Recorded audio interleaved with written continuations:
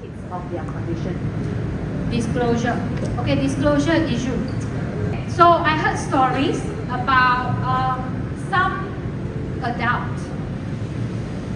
They were older, they found they have some kind of disorder.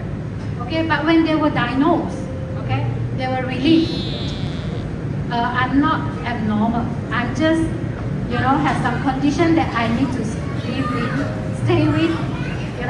For younger kids, I think, okay, also from the perspective of epilepsy children where they have medical condition. So I interview parents, I interview the child separately.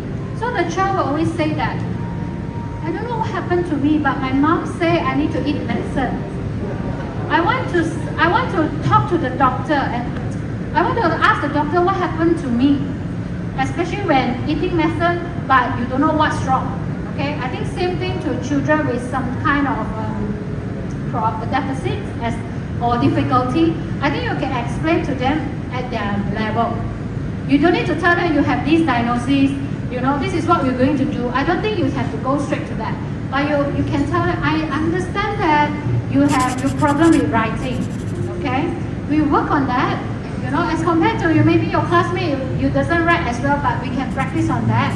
We acknowledge that. Slowly, when they're older, I think when they come to preteen, where teenagers started to very care about themselves, their self-image and their appearance, then you have to tell them what's that. Okay, slowly disclosure. I don't think you need to hide, because I think this is something that he has to know. And then he will feel, oh, it's just something about me, it's not about I'm stupid. Because you don't want them to feel low self-esteem. But of course, you don't just throw them the jargon and that this is a disorder that you have. Alright, it's beyond their ability. So slowly you can disclose that. Slowly.